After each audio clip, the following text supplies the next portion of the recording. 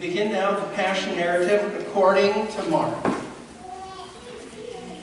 It was now 2 days before the Passover and the Feast of Unleavened Bread. And the chief priests and the scribes were seeking how to arrest him, that is Jesus, by stealth, and kill him. For they said,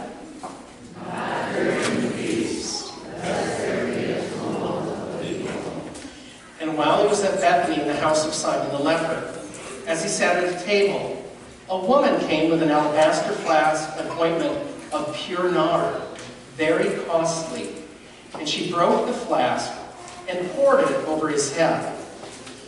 But some were there who said to another in anger, "Why was the ointment thus wasted? For this ointment might have been sold for more than 300 denarii and given to the poor." And they scolded her. But Jesus said, "Let her alone. Why do you trouble her? She has performed a good service for me. For you always have the poor with you, and you can show kindness to them whenever you wish. But you will not always have me. She has done what she could, and she has anointed my body beforehand for its burial. Truly I tell you, wherever the good news is proclaimed in the whole world, what she has done will be told in remembrance of her." Then Judas Iscariot, who was one of the 12, went to the chief priests in order to betray him to them. When they heard it, they were greatly pleased and promised to give him money. So he began to look for an opportunity to betray him. On the first day of unleavened bread, when the Passover lamb is sacrificed, his disciples said to him, "Where do you want us to go and make preparations to eat the Passover?" So he sent two of his disciples, saying to them, "Go into the city, and a man carrying a jar of water will meet you. Follow him wherever he enters. Say to the owner of the house, 'The teacher asked, where is the guest room, where I may eat the Passover with my disciples?' He will show you a large room upstairs, finished and ready. Make preparations for us there." So the disciples set out and went to the city and found everything as he had told them, and they prepared the Passover meal. When it was evening, he came with the 12. When they had taken their places and were eating, Jesus said, "Truly I tell you, one of you will betray me, one of you who is eating with me." They began to be distressed and say to him one after another, "Is it I?" He said to them, "It is one of the 12, one who is dipping bread into the bowl with me. But the Son of Man goes as it is written of him. But woe to that one whom the Son of Man is betrayed. It would have been better for that one not to have been born." While they were eating, he took a loaf of bread, and after blessing it, he broke it, gave it to them, and said, "Take this as my body." Then he took a cup, and after giving thanks, he gave it to them, and all of them drank from it. He said to them, "This is the blood of the covenant, which is poured out for many. Truly I tell you, I will never again drink of the fruit of the vine until that day when I drink in the new kingdom of God." When they had sung a hymn, they went out to the Mount of Olives, and Jesus said to them, "You will all become deserters, for it is written, 'I will strike the shepherd and the sheep will scatter.' But after I'm raised up, I will go before you to Galilee." Peter said to him, "Even though all become deserters, I will not." Jesus said to him, "Truly I tell you, this day, this very night, before the cock crows twice, you will deny me 3 times." But Peter said vehemently, "Even though I must die with you, I surely will not deny you." and all of them said the same. They went to a place called Gethsemane, and Jesus said to his disciples, "Sit here while I pray."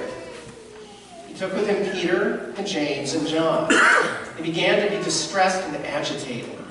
And he said to them, "I am greatly grieved even to death. Remain here, and I keep awake."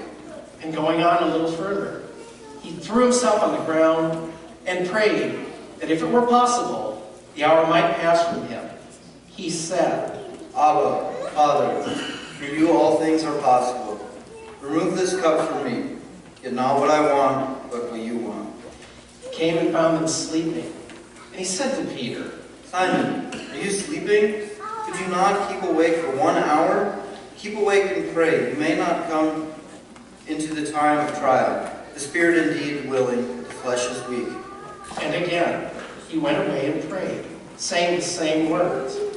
And once more, he came and found them sleeping, for their eyes were very heavy. They did not know what to say to him. He came a third time and said to them, Are you still sleeping and taking your rest? Enough, the hour has come. The Son of Man is betrayed into the hands of sinners. Get up, let us be going. See, my betrayer is at hand. Immediately, while he was still speaking, Judas, one of the 12, arrived. And with him there was a crowd with swords and clubs, from the chief priests to the scribes and the elders. Now the betrayer had given them a sign, saying, The one I will kiss is the man. Arrest him and lead him away under guard. So when he came, he went up to him at once and said, Rabbi. and he kissed him. Then they laid hands on him and arrested him. But one of those who stood near drew his sword and struck the slave of the high priest, cutting off his ear. Then Jesus said to them, Have you come out with swords and clubs to arrest me as though I was a bandit? Day after day I was with you in the temple teaching, and you did not arrest me. But let the scriptures be fulfilled. all of them deserted him and fled. A certain young man was following him, wearing nothing but a linen cloth. They caught hold of him, but he left the linen cloth and ran off naked. They took Jesus to the high priest, and all the chief priests, elders, and scribes were assembled. Peter had followed him at a distance, right into the courtyard of the high priest, and he was sitting with the guards, warming himself at the fire. Now, chief priests and the whole council were looking for testimony against Jesus to put him to death, but they found none. For many gave false testimony against him, and their testimony did not agree. Some stood up and gave false testimony against him, saying, We heard him say, I will destroy this temple that is made with hands, and in 3 days I will build another, not made with hands. But even on this point, their testimony did not agree. Then the high priest stood up before them and asked Jesus. Have you no answer? What is it that they testify against you? But he was silent and did not answer. Again, the high priest asked him. Are you the Messiah, the Son of the Blessed One? Jesus said, I am.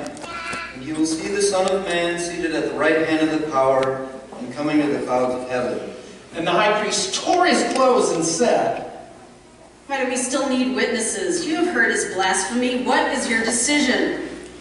all of them condemned him as deserving death. Some began to spit on him, to blindfold him, and to strike him, saying to him, The guards also took him over and beat him. While Peter was below in the courtyard, one of the servant girls of the high priest came by. When she saw Peter warming himself, she stared at him and said, You also were with Jesus, the man from Nazareth. but he denied it, saying, I do not understand what you are talking about. and he went into the forecourt. Then the cock crowed, and the servant girl, on seeing him, began again to say to the bystanders, This man is one of them. but again he denied it. Then, after a little while, the bystanders again said to Peter, Certainly, you are one of them, for you are a Galilean. but he began to curse, and he swore an oath. I do not know this man that you are talking about. At that moment, the cock crowed for the second time. Then Peter remembered what Jesus had said to him. Before the cock crows twice, you will deny me 3 times. And he broke down and wept. As soon as it was morning, the chief priests held a consultation with the elders and scribes and the whole council. They bound Jesus, led him away, and handed him over to Pilate. Pilate asked him, "Are you the king of the Jews?" He answered him. You say so. Then the chief priests accused him of many things. Pilate asked him again. "Have you no answer? See how many charges they bring against you." Jesus made no further reply, so that Pilate was amazed. Now, at the festival, it was customary to release the prisoner for them, anyone for whom they asked. Now, a man called Barabbas was in prison with the rebels who committed murder against the insurrection. So the crowd came and began to ask Pilate to do for them according to his custom. Then he answered them, "Do you want me to release for you the king of the Jews?" for he realized that it was out of jealousy that the chief priests handed him over to him. But the chief priests stirred up the crowd to have him release Barabbas for them instead. Pilate spoke to them again. "Then what do you wish me to do with this man you call king of the Jews?" They shouted back, Crucify him! Crucify him! Crucify him! Pilate asked them, "Why? What evil has he done?" but they shouted all the more. Crucify him! Crucify him! Crucify him! So Pilate, wishing to satisfy the crowd, released Barabbas for them, and after flogging Jesus, he handed him over to be crucified. Then the soldiers led him to the courtyard of the palace. That is the governor's headquarters. They called together the whole cohort, and they clothed him in a purple cloak, and after twisting some thorns into a crown, they put it on him, and they began saluting him. And they struck his head with a reed, spat upon him, and knelt down in homage to him.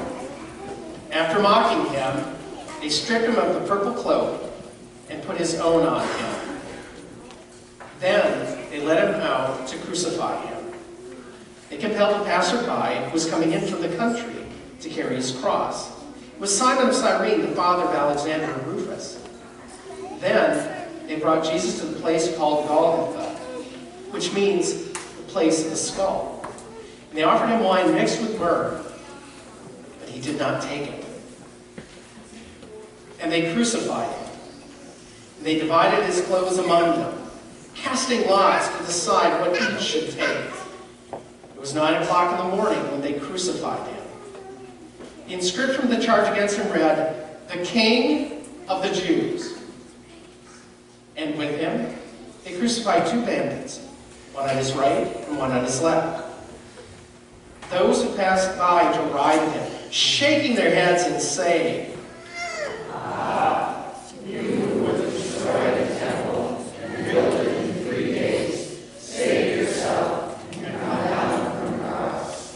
In the same way, the chief priests, along with the scribes, were also mocking him, saying, He saved others. He cannot save himself. Let the Messiah, the King of Israel, come down from the cross now, so that we may see it and believe. Those who were crucified with him also taunted him. When it was noon, darkness came over the whole land until 3 in the afternoon. At 3 o'clock, Jesus cried out with a loud voice, Eloi, Eloi, lama sabachthani. which means, my God, why have you forsaken me? When some of the bystanders heard it, they said, Listen, he is calling for Elijah. and someone ran, filled a sponge with sour wine, put it on a stick, and gave it to him to drink, saying, Wait, let's see whether Elijah will come and take him down. Then Jesus gave a loud cry and breathed his last. And the curtain of the temple was torn in two, from the top to the bottom. Now, then the centurion who stood facing him saw that in this way he breathed his last. He said, Truly, this man was the Son of God.